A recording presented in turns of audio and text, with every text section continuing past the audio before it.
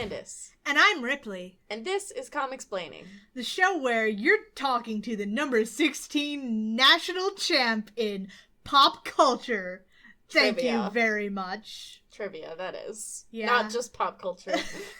I am the expert in all pop culture, and I don't know what you're talking about. Well, I was gonna say you're, like, the top 16 most relevant pop culture figure. It's true. Which, if that was true, I would expect us to have more listeners. I am more relevant than everyone below the top 15. Yeah. That's how numbers work. Yes, it is. Before we went out, just for a little bit of inside baseball, like we like to do from time to time, went to this bar that had this trivia machine on the TV, and I used to do this shit when I was a kid, and I decided to sign on and try that out on this new app on the phone, and I had a delightful time because it just took me back, man, but I was better at it than I used to be. Yeah, because you know more things. Because I know things, because the questions aren't things like, what does Woody do on Cheers? I'm like, I don't know. There's a guy named Woody on Cheers? I knew that, actually, but I thought he was from Toy Story. What Woody did on Cheers? Could not tell you. He said, yeehaw. He did, in fact, say that. There's a snake in my boot. Yes. Well, that was delightful. On a less delightful note, today we finally talk about the Locust. You have been talking incessantly about how much you hate this guy for weeks. I have, in fact, been doing that, and now you all get to suffer with me. I'm excited. So we're starting this episode off with X-Men 24 from June of 1966. Written by Roy Thomas, pencils by Werner Roth, inks by Dick Ayers, and letters by Sam Rosen. So this story opens on the X-Men finally return to school as Marvel Girl packs up to leave. It seems that as she's graduated, her parents are sending her off to college. Charles might have thought about that before declaring that his students have graduated. Yeah? While she asks to borrow some books on telekinetic research. I wasn't aware those existed. Exactly. I'm gonna ask just who wrote these books, because where I come to mind on this is Charles and Charles, which is like... I'm pretty sure at this point in Marvel Comics, the only character in all of the comics who has telekinesis is Jean. Right. So that's what makes me think either Charles wrote this book or there's something we're not accounting for in, like, the Golden Age. Right. Just a whole bunch of people with telekinesis. Right. Running around. I'm wondering who wrote these. It was the 60s. There were some thought on experimenting with mental powers, but I thought that was mostly, like, ESP and telepathy and shit. I don't know who put together enough research on this to write a whole-ass book. Maybe things are a little different in the Marvelverse, and people really have compiled some research on the subject with more superhumans around. But I don't know. It doesn't matter. Charles grants her the books as a gift. Now, the boys are handling the idea of her departure about how you might expect. Sulky, for the most part. No, the girl is leaving. Oh, that's Bobby and Hank. Oh, the girl is leaving, and then Scott and Warren like, oh, the girl is leaving! Which, I mean, I'll admit is very teenage, the obsession with, this is the one girl, the girl I love, the girl who is my all, the girl who is everything in the world, and I will obsess about this girl for weeks until I see another hot girl. Yeah. Not helped by the fact that they live in a school that is mostly boys. I mean, except for the one girl. Except for the one girl who is leaving. They're gonna have to get another girl. They're going to have to do that. There's just no other answer. Come on, Professor. Find another girl. Find another girl. Funnily enough, as we go on, we will discover that there is another girl, but they don't know about her. I see. It's stupid. Well, Jean isn't all that jazzed about this either. And while the college that she's departing for isn't a distant one, it's safe to say that no one is in high spirits. So Scott and Warren escort her to college with all of the thought bubbles that you might expect. Oh, God. I'm not even gonna get into it. I say that, and that speaks for itself. Y'all know where this is going. Why doesn't Scott have enough emotions about me leaving? Oh God, the only girl I love. If only my eyes weren't deadly. Her, why doesn't Scott love Jeannie? Warren is thinking about Johnny Storm. That says a lot. We're just gonna move on. Okay. Johnny does go to this college. In fact, Jane could not give a shit. Warren apparently does. Well, clearly. He just fucking thinks it out of nowhere. No one brought it up. Just apropos of nothing. Johnny Storm goes to Metro. He could fly just like I can. Warren, please. Methinks doth protest too much. Well, they escort her into the college, inside, out of the rain, and they hand her off to another student, one Ted Roberts. Ted Roberts. Ted Roberts, like that's not a generic-ass name. The new fourth member of this love quadrangle. Oh Ted my Roberts. god, just what we fucking needed. Well, they hand her off to Ted, and Ted goes to help her enroll and do everything she needs to. And everyone is convinced that this is the end of a chapter in their lives. And it's even a little bit sad, but Scott whining about his deadly eyes does put a little bit of a damper on the emotion because, again, no one cares. No one cares. Not a person. No one here. Ted probably wouldn't care if you told him. But I care. That's what matters. My eyes are bad. Rather than seeing Jean adjust into her new life, or how sad things are around the mansion without her, we turn instead to a location a few miles away, where a man in a giant bug suit stalks, sowing glowing eggs upon the ground, excitedly raving, "The soil conditions are ideal for my ionically treated insect eggs, and so this is the day of the Locust!" So the eggs hatch nearly instantly and begin eating the crops of the wheat field, growing in size with each bite. Soon they've grown to nearly the size of a man, eating with such enthusiasm that it's loud enough to wake even the farmer that this field belongs to. I mean, the sound effects look very loud anyway, but he could have also been woken up by the weirdo yelling about how he and his bugs are the strong ones that will inherit the earth. By the time dawn arises, the police make it out to the scene. The field has been leveled, with the insects and their friend having moved on to greener and more existing pastures. We turn instead to the X-Men, having a rather unfocused training session in the Danger Room. No one's all that on track with Jean gone, and it's suddenly interrupted by Professor Xavier bearing news of the giant Locust substate. He reasons that they might be huge because of mutations, and that makes them a job for the X-Men! Mutant bugs! Personally, I kind of think he might have just wanted to get their minds off of Jean leaving because they're all sulking. Yeah. They quickly take off in a helicopter, heading towards the scene of the commotion. Bobby comments on that, and Charles quickly mentions that he wanted this done fast. And he definitely didn't want people associating the X-Men with this trouble and maybe blaming them again. But like, if that's your concern, why bring them? Leave it to someone else. Someone will deal with the giant bugs, I swear. Well, the X-Men disembark from the copter, while the man in the Locust suit decides that he's not really ready to fight these guys. He's seen that his theory is sound, so like, maybe another time we're just gonna put this off for later. And the guy in the bug suit heads on off, leaving the X-Men to deal with the Locusts. Well, Charles wants one of them for study, and Beast quickly leaps into action, jumping onto the back of the insect, only to be left clinging for dear life as it takes flight. Luckily for Hank, he's got friends in high places, and Angel swoops in, first knocking the Locust out of the sky, and then retrieving his friend to help him a little bit more gracefully down to the ground.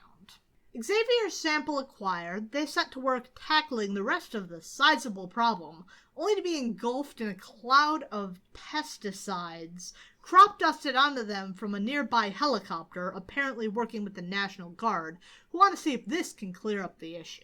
So that's great. Let's just poison these teenagers. Who cares? What really matters is the bugs. Yeah. Warren manages to disperse the gas around them with his wings, but with warning of the National Guard coming, the boys quickly grab their specimen and clear the scene before the authorities can arrive and try and pin this on them. A few days later, Jean is beginning to acclimate to college life. She goes with her new friend Ted to a coffee shop on campus where they witness a bunch of students poking fun at one Doc Hopper as he enters the shop. Jean doesn't know what's up, but Ted quickly fills her in on why everyone is laughing. Apparently, Hopper used to be an entomologist until the school, fed up with some of his wild theories, got him fired. Hopper doesn't seem to be the nicest gent as he snaps back at the students around him that their day is coming. Nothing to worry about there, right? But apparently he's moved on to greener pastures with a job with Ryan Chemicals. So we followed Doc Hopper along to his lab at Ryan Chemicals where he plays with his bugs a little bit and lays out his beef and his plan to resolve it. He's mad that he hasn't been able to force himself to become a name of renown with people giving a shit about his discoveries and listening to his theories. And he plans to unleash an army of giant insects on the world, leaving them free to ravage it until such time as Doc Hopper steps in with the solution for their problem and is showered with praise by a grateful world. Is he named Hopper because... Yes, absolutely. Bugs hop? He is absolutely named that for that reason. Okay, go on. I don't know if he changed his name to that or if that's just his name, but it is in fact his name. Okay. There wasn't time for it in that explanation, but he also has developed a portable version of the ray he's been using to create these giant insects, but that about sums up what was going on there. So we return to the X-Men examining the giant locust that they retrieved from the field. Charles comes to the conclusion that the Locust's mutation was induced by artificial means, also nipping in the bud any ideas that some kind of evil mutant was behind this devilry. And that is when Marvel Girl arrives, here for the weekend, and determined to spend her time being an X-Man when she can. She then explains what she found out about Dr. Hopper, and Charles orders Warren to get the car so he can have a word with the good doctor before he springs another attack. When he arrives at the plant, the supervisor, Mr. Hamilton, explains that Hopper is not there. He's taken a leave of absence. This arouses Xavier's suspicion even further, and the professor asks for admission into Hopper's lab. Hamilton explains that Hopper is usually quite possessive of his lab, even as he admits Xavier to take a look. Funny how these things seem to happen. They just happen when you're a telepath. Mm-hmm. Funny that. Charles examines the laboratory, further troubled to discover missing canisters of locust eggs and a map plotting out both the site of the first attack and other X's further off into the Midwest. Something's rotten in Denmark. Mentally, he reaches out to the X-Men, instructing them to prepare for a mission, and they suit up, ready to depart as soon as Warren and Charles arrive back home. And depart they do, arriving near the proposed sites of the attack just as radio reports begin to pour in detailing huge locusts attacking crops yet again. The X-Men are dismayed to discover that there are even more locusts than last time. And what's more, they discover the man responsible, the Locust, ready to throw down. His plan so far is just to destroy America's wheat supply. Yeah. Gotta destroy America's food supply and then solve the problem he created. With bugs? The first part is with bugs. The second part is with poisons to bugs. Oh, I see. So, I have to say, I don't like his outfit, but I do think it's very suitably themed, especially for the 60s. It's better than a lot of 60s themed outfits that I've seen. I just think the shape of it is, like, pretty much the best you could expect from a locust-themed villain in the 60s. Right, it is at least... It makes you think of a locust. Right. It's not if that you know that you're supposed to be thinking about a locust. It's not that I want to see a man in a locust fursuit, but it does look like one, so... I love that we call it a fursuit, even if there's no fur involved. That's what it is. You're not wrong, though. Well, Scott whirls towards the Locust to give him a piece of his mind, only to be backhanded for his efforts. Like, the dude's dressed up in a bug costume, unleashing giant locusts on the food supply. Scott, he does not want to talk it out. I'm not sure how you thought this was going to go. The Locust dodges an attack from Beast, and then fires a stun device that knocks the Angel out of the sky before touching back down. After concluding that the Locust is indeed Hopper, as if it was ever a mystery, Cyclops, Beast, and Iceman take another crack at it. He's somehow shielded his costume from eye punchability, but what he hasn't... Yeah, I don't know how that works. How did he know to plan for that? That's a great question. Was he planning for every superhuman that he might have to fight? Props, but like, why? Much to consider. But what he hasn't shielded himself from is the old ice underfoot maneuver. That shit works every time. Except when it's a robot. Except when it's a robot specifically designed so that won't work. Yeah. Well, the Locust is knocked down and he can't regain his footing. And Hopper calls in for backup. Backup in this instance being a giant beetle that he created. That's dope. Yeah. Well, this is what I don't get. Am I willing to buy that he made giant bugs? For the sake of suspension of disbelief, sure. Am I willing to believe that giant locust put down near a field of tasty corn would just go ham? Fuck it, why not? But how did you manage to control a giant beetle? Like, sure, Ant-Man does shit like this, right? But that's like his thing, right? No, nothing that we've seen so far has pointed to Hopper having any interest in actually controlling bugs until now.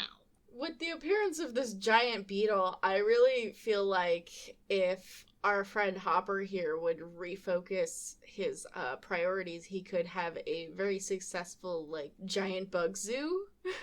That's a great point. That would be a very creative and useful and focused and non-evil use of all this knowledge. And you would surely get all of the renown that he is looking for. Exactly. And he'd make a lot of money. Absolutely. That money is an important part of this equation, I think.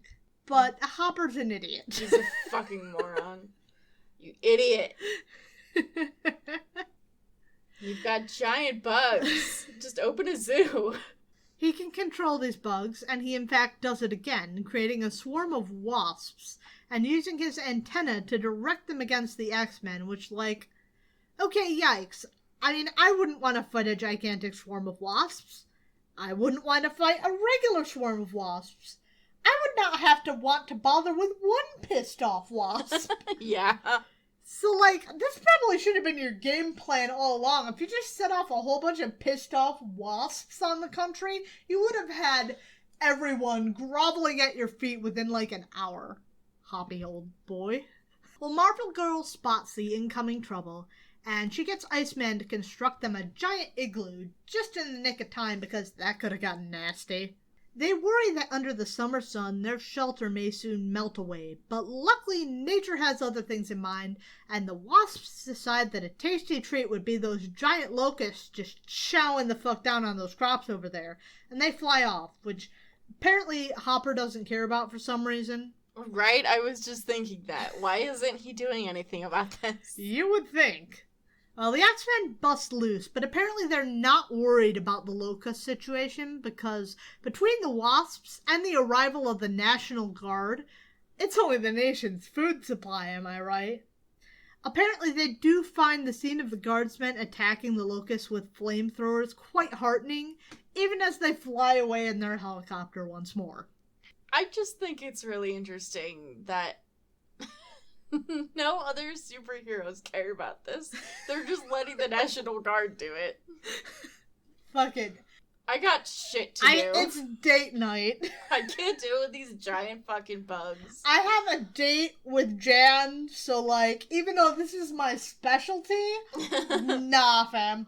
I ain't here for it. Look at this guy's face. It looks like he has a nose. And a mouth and a little goatee.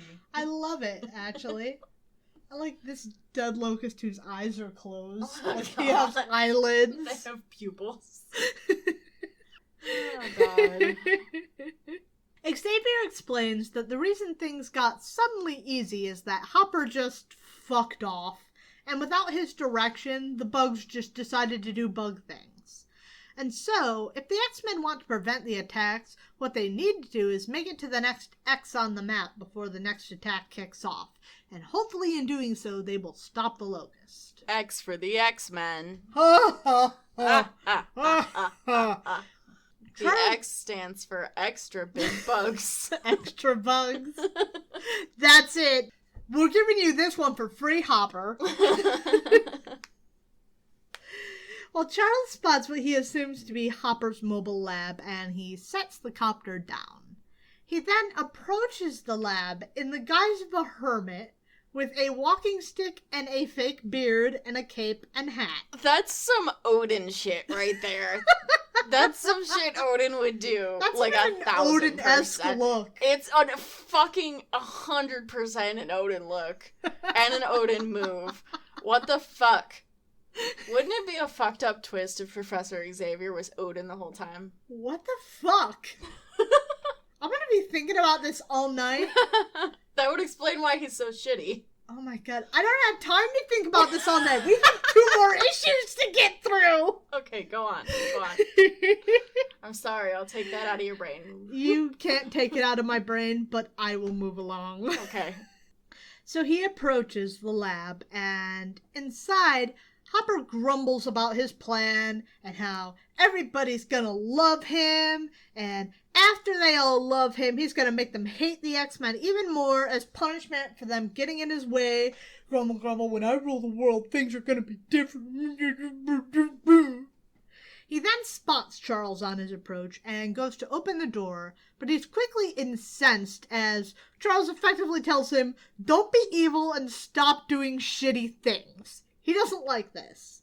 Don't be evil and stop doing shitty things? I'll tell you, don't be evil and stop doing shitty things. It pisses him off, and he flies right on off, landing next to the X-Men for the sake of plot convenience.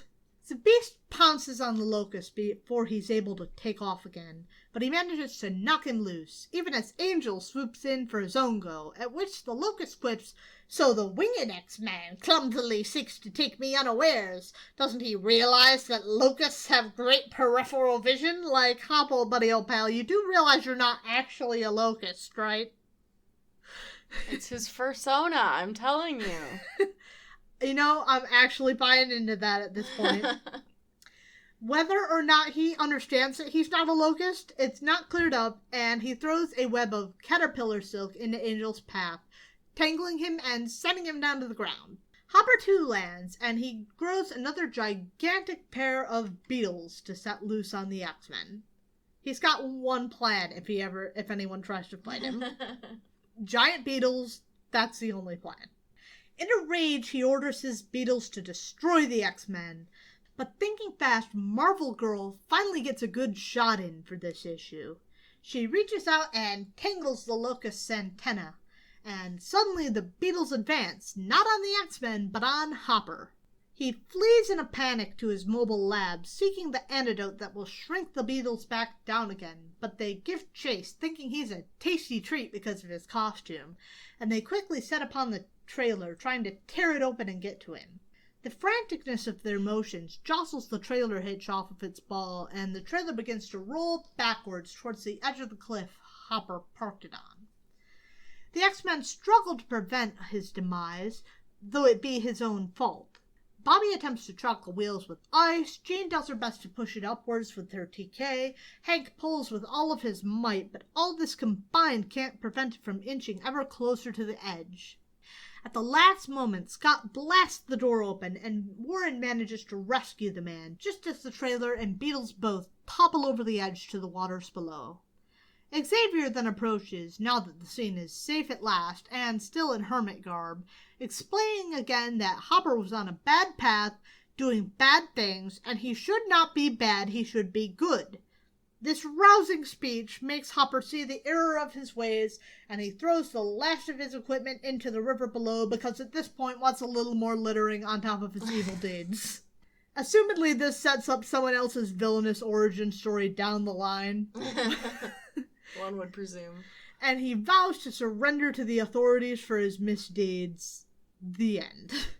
The machine washes up on a distant shore, and then we get the new generation Locust, who's one of the young masters or some bullshit. Yeah, that sounds about right. So what did you think about the much maligned Locust? I thought he was dumb. He was very dumb. He was dumb, he had a bad plan. The issue, I actually didn't mind so much. I don't think he had any business fighting the X-Men. No. It was a strange choice. Yeah. He probably should, like, if he'd have fought Ant-Man, wouldn't that have been thematically relevant? Too relevant, maybe. Perhaps. Now, before we continue on to our next two-parter, I have some bad news for y'all. The coming issue and the following issue sure does have some racist takes on Latinos, so won't that be fun? Oh boy. Yeehaw! I love it every time we get racism. It's sure great. The issue in question being X-Men number 25 from August of 1966. Written by Roy Thomas, pencils by Werner Roth, inks by Dick Ayers, letters by Sam Rosen. At least it's you this time, and not me. Thor has had a surprising amount of racism so far. Yeah, this is a new milestone, folks. Our first X-Men racism. Ooh, spicy. I hate it. Especially in later years, X-Men doesn't exclusively lean on the mutations is race angle. It leans more on mutations are any marginalized people out there. At this point, they're mostly focusing on that and is like, how are you not seeing what you're doing here? How are you missing this? But the cognitive dissonance. That's how we're living right now. Yeah. So, we move along. Just be warned. We open on the X-Men bringing Jean back to school. Along the way, they spot smoke. A nearby orphanage is on fire. Oh, no. I hate when that happens. Who goes around setting orphanages on fire? Maybe the orphans. Yeah. Pulling to the side of the road, the X-Men quickly get into costume to come to the rescue. Angel, Beast, and Iceman make their ways up to the roof of the orphanage where several of the children are trapped, even as the fire begins to intensify. But they're all met with trouble. Angel gets a good dose of smoke in his lungs after his first rescue, and he needs a moment to recover before he can try for a second. Iceman brings the boy down his ice ladder, but it doesn't stand up to the heat and breaks, predictably, sending both of them tumbling. Ice isn't good for dealing with fires? Shocking, I know. Well, maybe he could put the fire out, actually. Great thought. He didn't think about that. He thought ice ladder, which quickly snapped. Well, he's gay. He's gay. He can't do... He can't think. That's obvious. Well, Beast, very not gay, very annoying at this juncture, frankly. He's just trapped on the roof, so, like, the gays and the bis are doing much better than the straights here in this. Yeah. In this point. So he's trapped on the roof with 3 of the children. So that's about how it's going here. Marvel Girl does manage to catch Iceman before he topples to the ground with the children. I do want to note that, because I just skipped on over that, because what Marvel Girl and Cyclops bring to this fight is a little more understated. Cyclops is kind of troubled by the fact that Beast is trapped on the roof, and he blasts the roots of a nearby tree to kind of give them a path down to the ground if they can just climb down this tree. Wood isn't flammable, right? It's fine. No, it's fine. It's fine. It's great, in fact. It's like green wood, so it should actually probably be fine. That is a good point. Yeah, it is still fairly moist. Moist. I can't believe you said moist I and then had that moist. reaction. You said that. Awful. I don't hate moist. I just think it's a word. I do hate moist. It's awful and it sounds bad. Okay. Well, the X-Men have finally rescued all the children when the firemen show up, and the X-Men quickly dash off. The firemen, for what it's worth, think the X-Men are alright, but they're probably a little weird. What the fuck was with all that? There's a moment that I think it's worth considering that once you know that before he was at the school, Scott was at an orphanage. And as they drive away, Scott worries for a moment about what's going to happen to the kids now that the orphanage is burned down. And Xavier reassures him that there is another one being built nearby, which, we don't know this thing about Scott at this point, but I do think it's interesting once you know later. Well, the X-Men continue on their way to drop Jean off at school. And she's greeted there by her new friend, Ted. And that is a sight that distresses Scott and finally pushes Warren on along to, there are other fish in the sea, fucking finally. I told you about fucking Ted. I told you. Fucking Ted. I told you. You did. You warned me. Well, the X-Men drive back towards home. We now turn to Central America, where 3 treasure hunters, or rather 1 treasure hunter and 2 locals that he hired to assist him, they come upon a hidden pyramid of the Mayan god Kukulkan, something that he's apparently been seeking for some time. By treasure hunter, do you mean thief? Yes. Okay. They're not morally upstanding, so, it's not well masked. Juan Moros and his hired companions, Ramon and Talok, seek gems, as apparently this is where the wealthiest and most powerful of the Mayans once resided. Ramon and Talok would like to rest and start fresh in the morning, but Juan is having none of that, and he nastily orders them to begin digging, though he does deign to help them.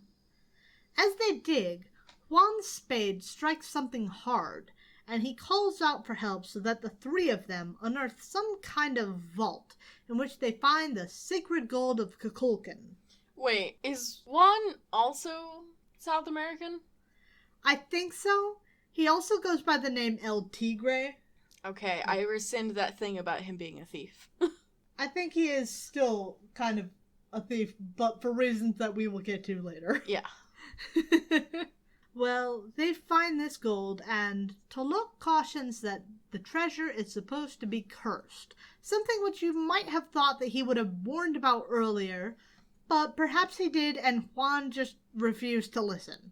Delighted, Juan pulls out a container of some sort from the treasure.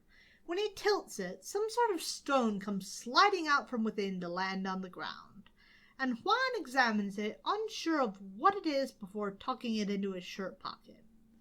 Later that night, as he sleeps, Talok and Ramon craft a plan. They want the treasure for themselves. They plan first to enslave Juan and make him work for them for a change before killing him and recovering all of the treasure that there is to be had. They approach him, but some sixth sense awakens Juan from his slumber, alerting him to the nefarious plans of his partners. Furious, he shouts, "Spineless dolts! Do you think to dispose thus of El Tigre? May you be entangled by your own ropes for such treachery about your betters." Because, even with his understandable rage, he still manages to be kind of a dick. Here's one character trait. At his word, the ropes rise into the air, tying themselves around Ramon and Talok. With the tables now returned, Juan deigns to spare their lives if they swear obedience to him forever, which they do, leaving him finally to consider just how he managed it before attributing it to the stone that he picked up earlier. He handles it yet again, and in doing so is able to decipher the inscriptions carved on the base of the pyramid, telling him a tale of the sacred pendant of Kukulkan. Apparently, it is split in 2, and anyone who holds both halves will have unlimited power. Juan then vows to unite the amulet. A few days later, back at the school, Cerebro begins to wail through the house, interrupting a moment of respite for the boys. They rush to silence Cerebro and find out just what it's fretting about. Xavier makes his way down from his laboratory on the 2nd floor to join them when the power on his legs give out, leaving him to begin tumbling down the stairs before his wall tentacles that we've never seen before catch him. Well, those wall tentacles. Yeah, apparently he has wall tentacles, and they're controlled by Charles's thoughts. This answers no questions, because chief of the questions, and before any other of them, becomes why? Just in case the robo-legs you built yourself gave out? Maybe to carry his wheelchair down the stairs when he had no teenage wards on hand? Really unclear why these exist at all. Like one of those, they have those, like, things that actually do, like, carry your wheelchair upstairs. Yeah. But they're super slow and terrible. Stairlift things. Yeah. Yeah. So kind of like that, but tentacles for some reason. I hate that they're tentacles. Truly do. They literally are tentacles, like they're shaped like tentacles. Quite literally, yes. I hate it. Once the X-Men report to the office to find just what Cerebro's bothered about, Xavier answers that sometimes Cerebro responds to things that are similar to mutation but not mutation. Convenient, since this has never been the case before. Would have been nice if that was what was going on when the Juggernaut was around. Yeah. Yeah. Are we writing ourselves out of a hole, Mr. Thomas? Cerebro does its thing to try and image the approaching threat, but it fails to do so, leaving it vague and indistinct, at which Charles theorizes that maybe the powers of the being in question are not complete either. Which is also convenient, but you know. What he does know is that they're approaching Manhattan, but they aren't quite there yet. But he sure as shit expects his X-Men to be toot sweet. They make their way down to the city, and Angel in particular is running reconnaissance for anything suspicious, as he has a viewpoint of everything that none of the others can boast. But he misses things. He doesn't see anything more sinister than a helicopter making its way to the city from JFK Airport. Fun fact, that used to be a thing until some kind of terrible accident on top of the then, I think, Pan Am building, and then that was no longer a thing. I say that was a fun fact, but people died.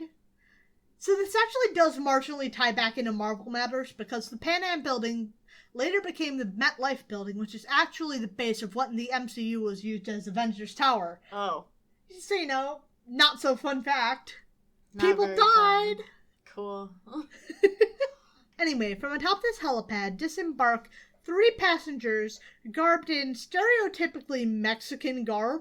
Like one of these motherfuckers is wearing a sombrero in New York level stereotypical. Mm-hmm. I think it's Ramon.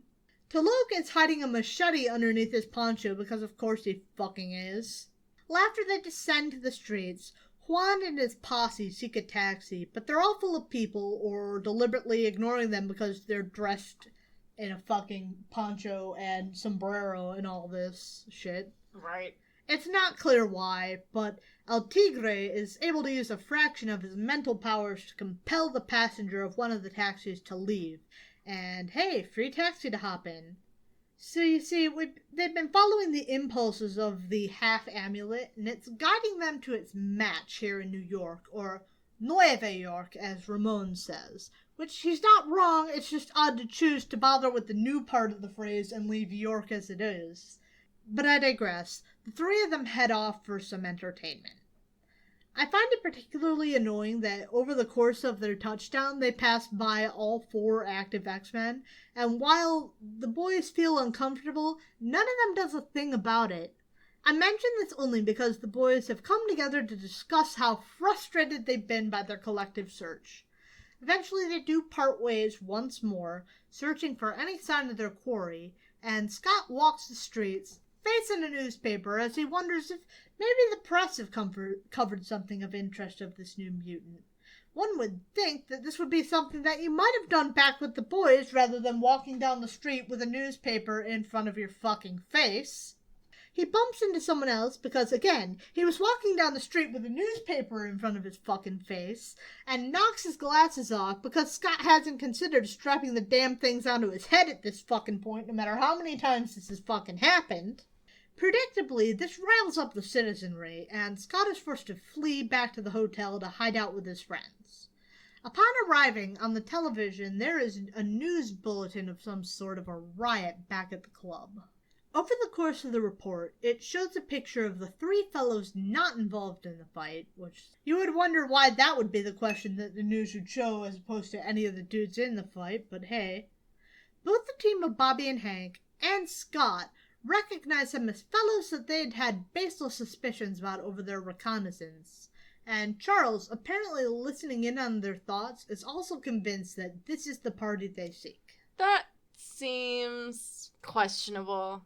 Bunch of white boys like, these are troublemakers. I don't know why, but they sure are. Yeah. That's... Not a great look. No, not great. Not tremendous, no. I mean, they are the bad guys, but still. They had no reason. No reason. For them. I mean, I still think they should have dressed less conspicuously, but that's still not a reason to suspect them of being criminals. Yeah. Boys. Bad look. Chuck. Tell them better, but he don't. He don't. Charles is like, yeah, this is the guy you're looking for. He's apparently been tinkering with Cerebro, and he discovered something about the whereabouts of El Tigre, making the X-Men's presence in the city, doing the scouting, kind of unnecessary, but you know. El Tigre's new abilities have done a lot to keep them safe from the sorts that have sought him, be they the police or Charles's mental probes, but Charles did manage to mentally follow them along to the city museum. But after that point, El Tigre managed to erect a mental defense, so the X-Men have no idea just what they're after, but they're at least able to know where they're going. So after they arrive, they search for signs of a breaking and entering, and they find it in the form of a broken padlock. Upon entering, they make like Scooby-Doo and decide, let's split up, gang, because they are not genre savvy. Hank, on his scouting mission, finds himself attacked by a suit of armor. He bounds away from the various suits, but just when he thinks he's free and clear, his legs are entangled by Ebola. And worse still, he topples over the edge of a railing. While, as the ever-agile beast, he does manage to catch himself on a nearby chandelier, that's about the best things will go for him, as the momentum of catching himself leads to him knocking himself out with one of the balls of Ebola on his foot, and he falls to the ground out cold. That's really funny. Just whack. Kabop. Kabop. That's a great sound effect. Yeah. We turn to another one of our separated X-Men, Bobby Drake.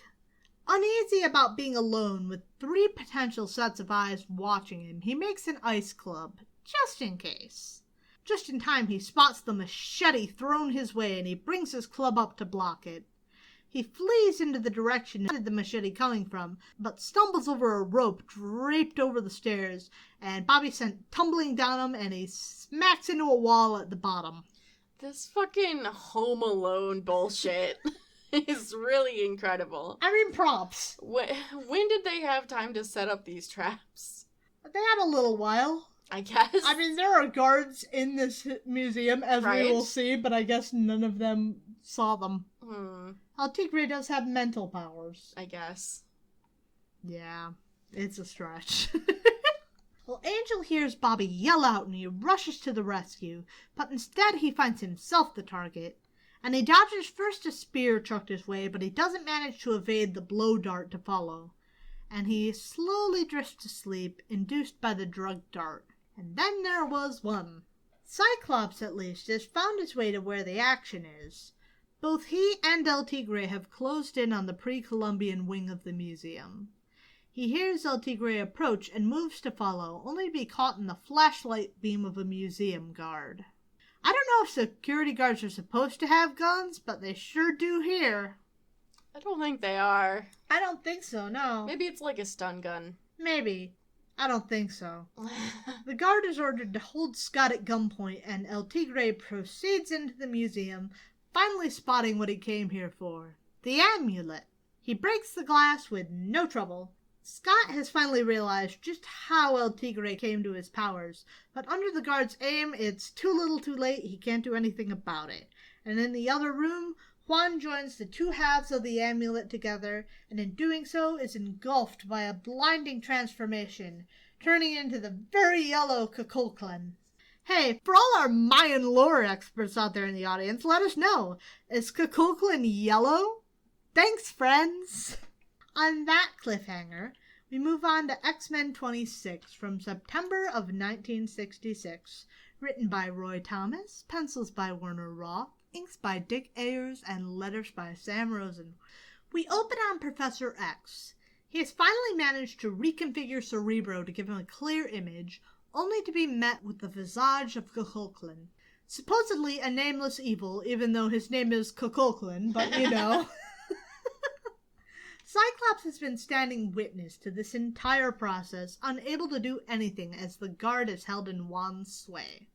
Still, if he waits much longer, the god's avatar will get away, and so his hand has been slowly creeping higher to the control stud of his visor, and when it's finally high enough, he fires off a shot, destroying the guard's firearm so he can finally move. While he's finally able to attack Cuculclan, the god sends Scott's own blasts back at him, but twice as strong, knocking the boy unconscious. Finally unopposed, he meets up with his once lackeys again.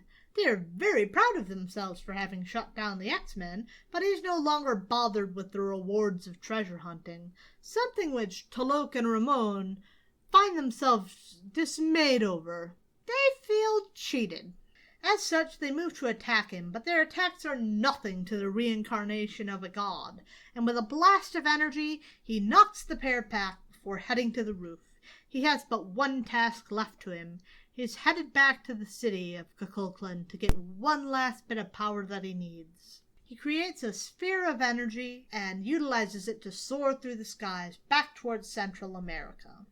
He's gone, and with that change, Charles is finally able to reach his X-Men again, waking them from their various assortments of slumbers, really mostly blunt force trauma apart from Angel.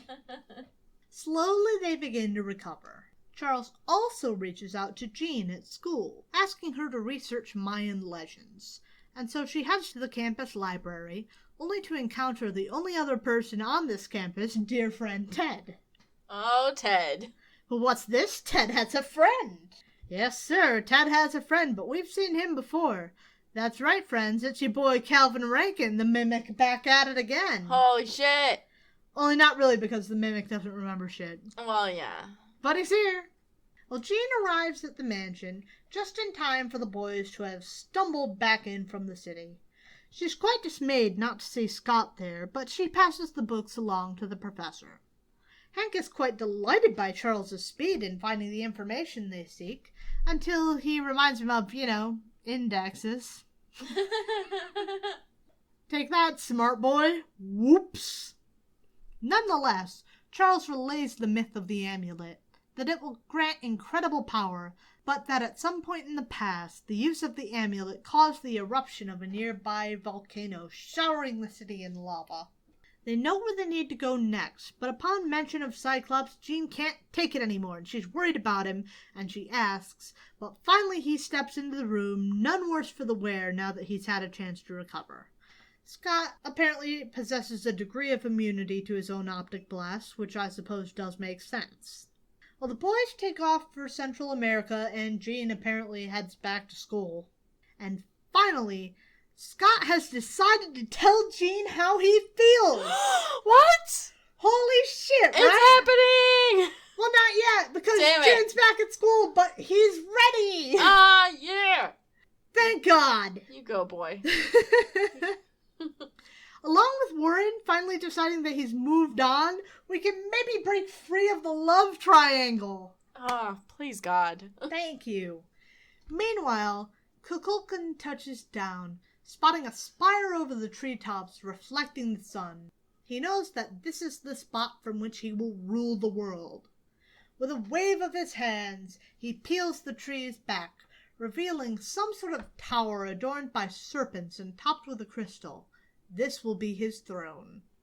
He similarly uses his power to restore his city to splendor, clearing both the city itself and a path to the sea.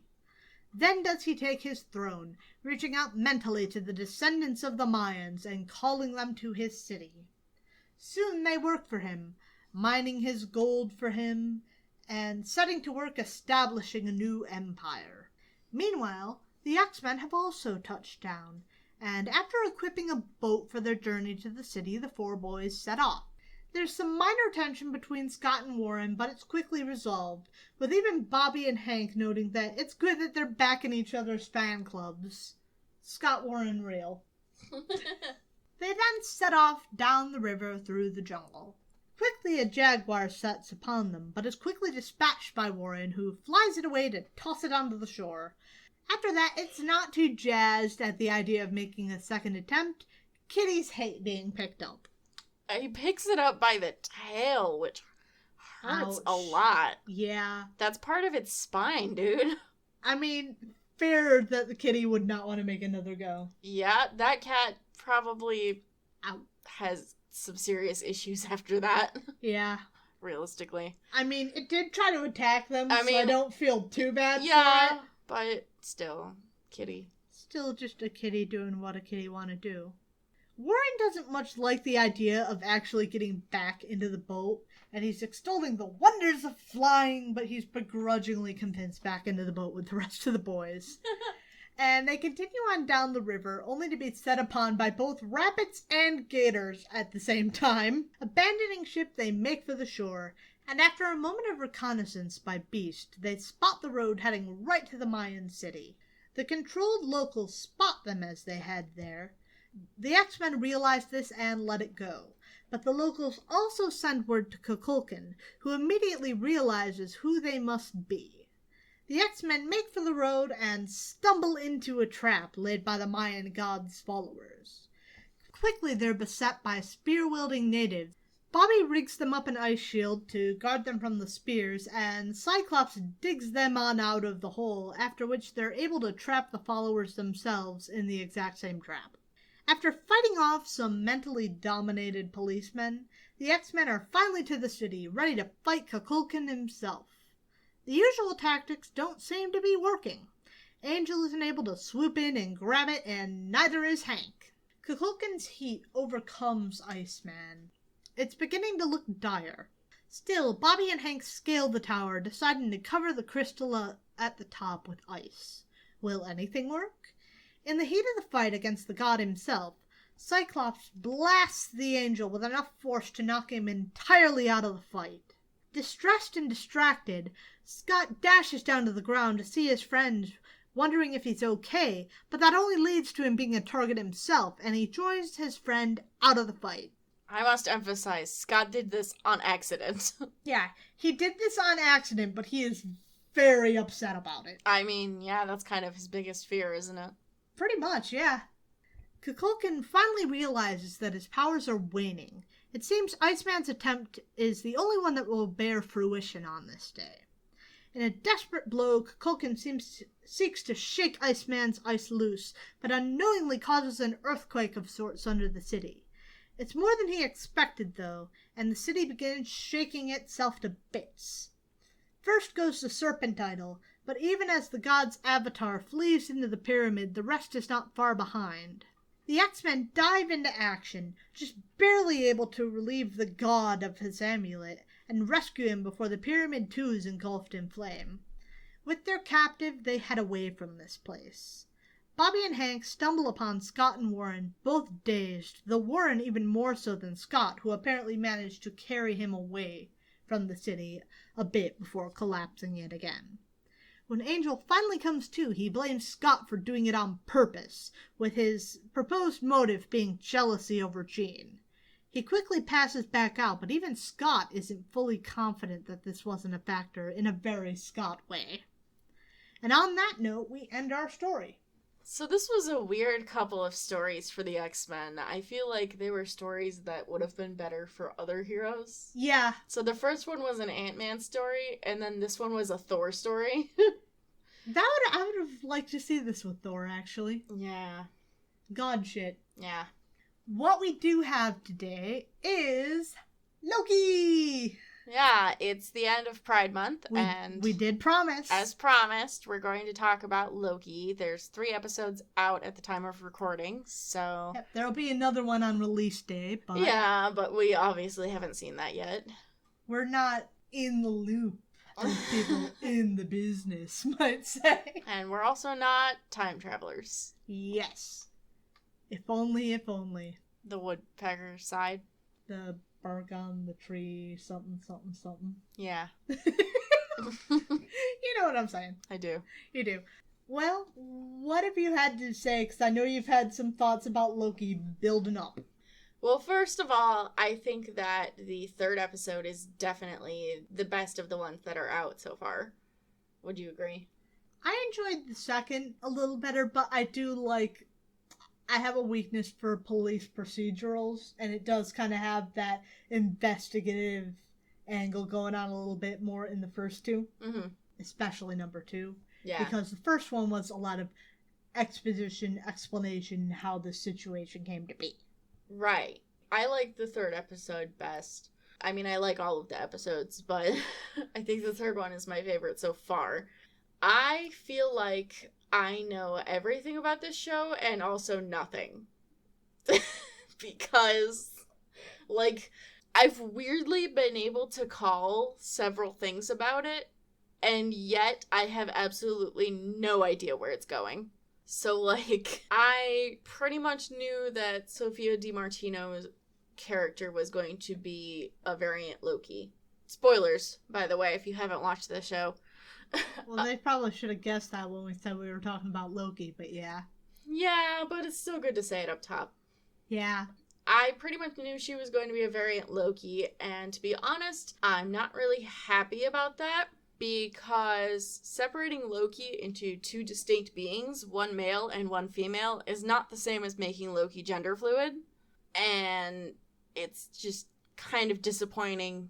But also, it is more than I expected. So at the same time, Loki was fully willing to accept that this could also just be Loki. So, like, it does, in a more understated way, say that Loki might have some gender fluid shit going on, but I do understand you're wanting to see something a little more explicit. Yes.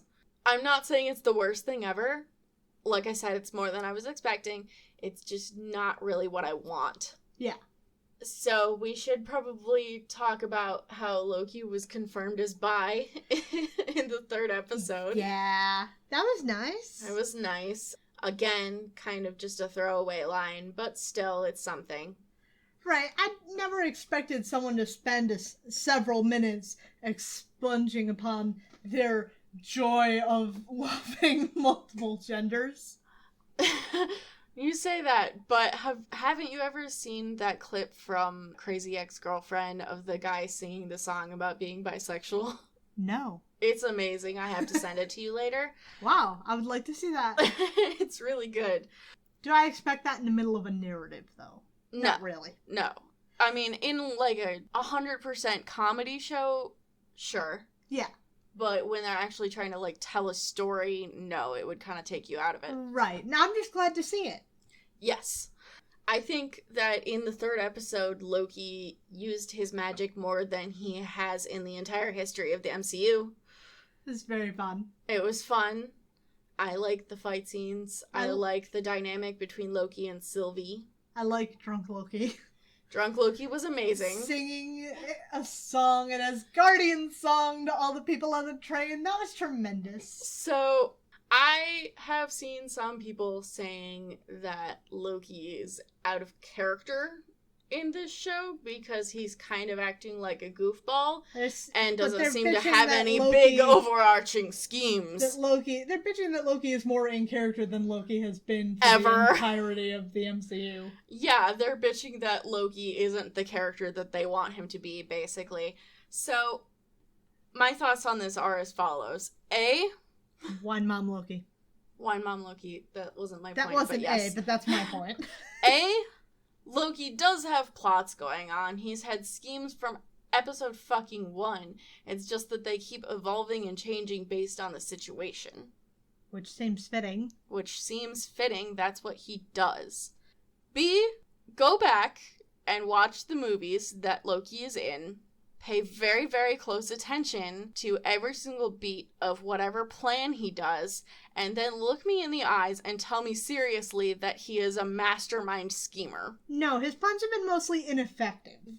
They're very ineffective, and that bitch is improvising 99% of the time.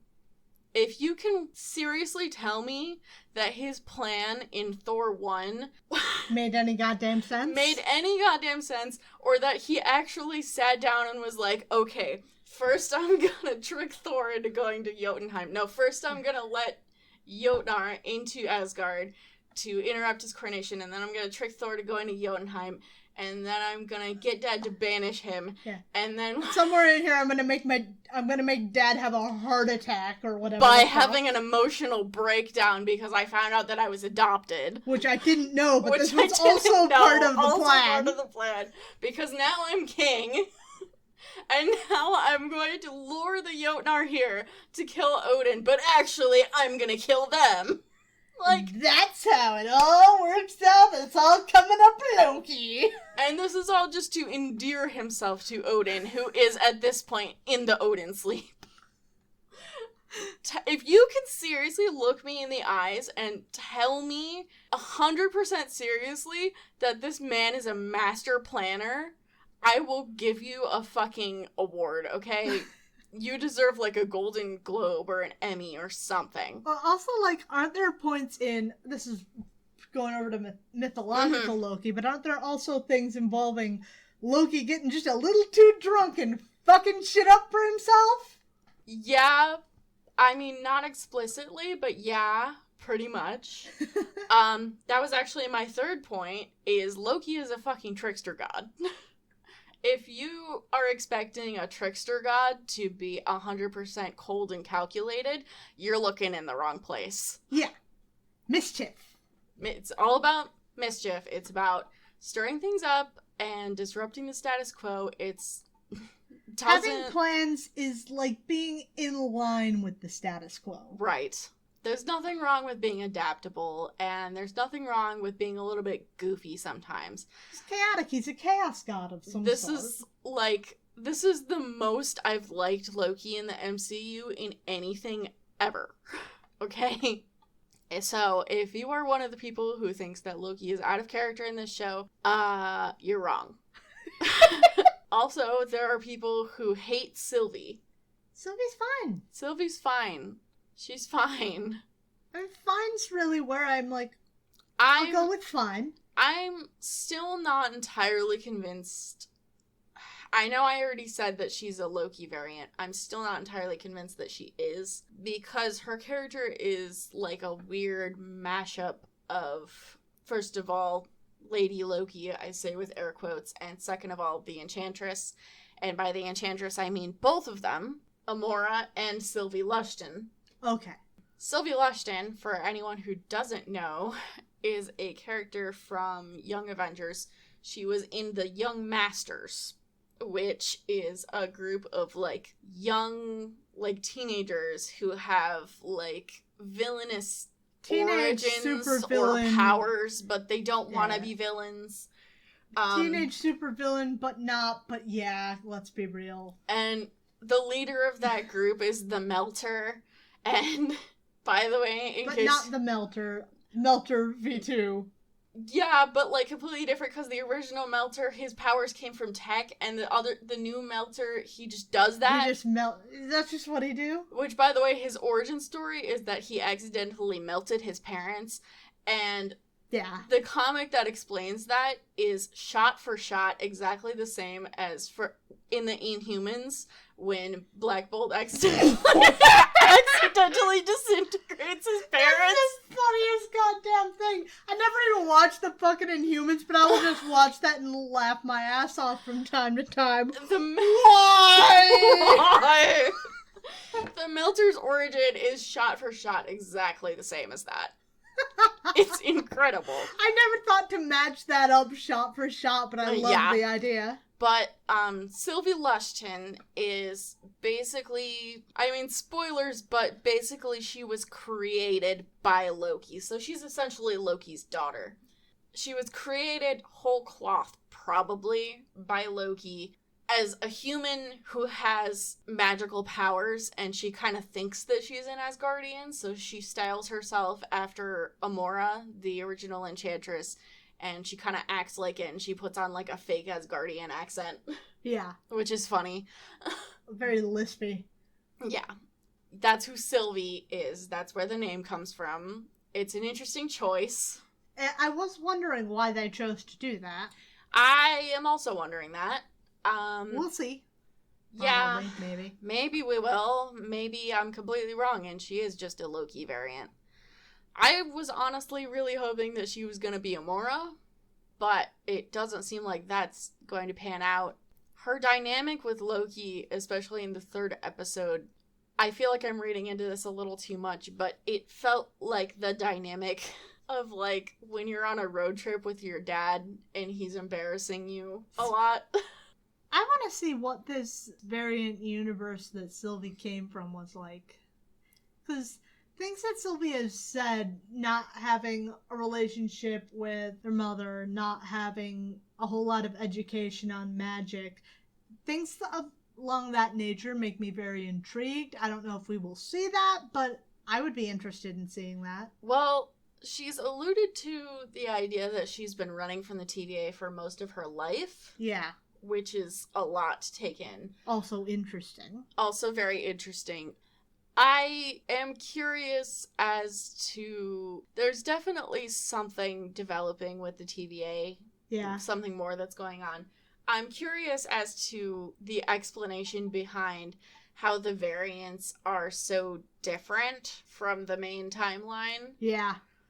If the universe isn't supposed to divert that much. If there's only one timeline, and the minute someone steps off of their designated path, they become a variant, how are you getting variants that are that different? Yeah. It just, maybe it wouldn't there are happen points like at which it wasn't as strictly controlled. Yeah, and maybe. they learned that they need to be more strict. Yeah, maybe. Which, by the way, the fact that all of the TVA employees are variants, I called that too. Yeah, that's much better than my call, which apparently I looked up on the Wikipedia and it's not true. I was like, what if Mobius M. Mobius was a Loki variant? And then I looked that up and apparently that's just an actual character, so. Yeah, he is. Disappointing. That would have been a nice twist. I'm kind of wondering if this show is going to set up Kang. That would be interesting to see. When you mentioned this theory at first, I wasn't, like, thoroughly on board. But the more we go, the more I'm like, yeah, okay, Kang. Sure, Kang. Let's do Kang. A lot of people have been saying that one of the timekeepers is Kang, but I don't agree. Well, maybe all of the timekeepers are Kang, because Kang has different personas. I guess, but the thing is that I don't think that would be a very good way to introduce Kang. I think the best way to introduce Kang would be to have him be a TVA employee. That'd be interesting. Who, after the show ends in the fall of the TVA, which I assume is what we're going towards. I think so. It would be much more interesting if he just kind of, like, becomes Kang from there. Because to have a villain that is just like, oh yeah, I'm like... I've been the big bad all along. Yeah, that just feels very cheap to me. As far as Sylvie's timeline... It does have a certain ring of truth to canon, though, where Kang has been Kang, and Kang sometimes is Kang back in Pharaoh times, and sometimes is Kang in future times. There is a certain ring to Kang is eternal. Well, maybe the timekeepers are like future Kang, but then we won't get future Kang, we'll get past Kang, because he's a time traveler, so it is kind of like that a lot of the time in the comics. I dig that. Like, you just get different versions of him from different periods. As far as Sylvie's timeline, I'm very, very interested. I'm just hoping that it's not a gender bend timeline. Oh god, I never even considered that. Yeah. Fuck. That would be awful. Yeah. Don't do that, please. Don't do that about this thing you already shot. But yeah. Yeah, I feel ya. As disappointed as I am that they're not doing gender fluidity very well, I would be more disappointed if there was a gender bend universe. Yes. I just thought about that Civil War universe where only Tony is gender bent because we gotta have Tony Steve be straight. Oh my god, I hate that so much. You know the worst thing about that, and I really hope that none of my mutuals are listening to this right now, but the worst thing about that is that Steve-Tony shippers will point at that universe and be like, this is good, and this is proof that our ship is canon. I'm fine with Steve-Tony. I'm not so fine with that. Yeah. Because that's annoying. Don't be cowards. Bad. If you're doing the stupid gender-bent universe, make them both be girls. Yes. Don't be cowards. You're just flipping one of them because you're fucking cowards. Exactly. Like, that's literally the only thing changed about that fucking universe, is that Tony is a girl. Like, are you kidding me? Anyway, do you have anything else to say about Loki? Not really. I've interspersed my thoughts throughout your thoughts, mostly through here. I really liked episode 2. Mm-hmm. I've enjoyed the whole series. I would like to see more. Like I said, I have no idea what is going to happen in the next few episodes, so, like, we'll see. There are more Loki variants coming. Nice. I know that. I'm excited for that. We don't know which ones. Maybe one where Loki's a squirrel. Okay. I'm personally hoping for Kid Loki and King Loki, which is future old Loki. Yeah. I think that would be fun. I still think Squirrel Loki should come. Is that a Squirrel Girl tie-in? Maybe. Okay. Why not? This will make them see. Yeah. That they should do a Squirrel Girl show, I guess. Yeah. They'd be nuts not to. You! It's been confirmed Loki is not going to be in Thor 4. And they've been saying a lot about how Thor and Loki are kind of on different paths now. Yeah. Which, like, is kind of bittersweet, I guess, because it's nice that Loki is off doing his own thing and not just being second fiddle to Thor for once. But also, I do love them as siblings, so I would like to see them meet up again in the future. Please, right. Marvel. Yeah. I think they do need some time apart, though, because every Thor movie has been Thor and Loki. Yes, but also, as far as we know, Thor still thinks that Loki is dead. Yeah, there is that. So that would be a nice reunion. I did have one more thing.